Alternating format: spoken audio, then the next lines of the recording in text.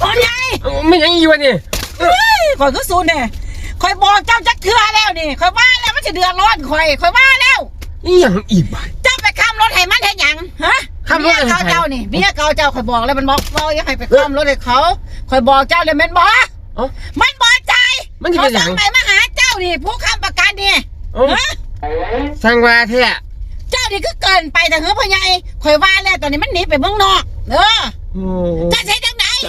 แล้วข่อยจะโทษตามมันดอกเศร้าเลยไม่ต้องโทษ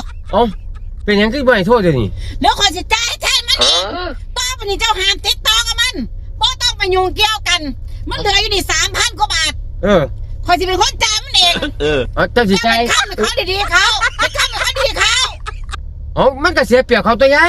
เสียเปรียบก็ยามันเงินซ้ำนี่นึงคนน่ะแข้งเขาบ่ล่วงดอกข่อยโทรหามันให้มันบ่ต้อง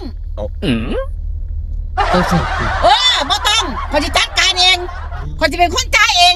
ต่อไปนี้บ่ต้องโทรบ่ต้องไปหามันเจ้าเข้าใจบ่ข่อยก็สู้ในเจ้าเถอะเนาะ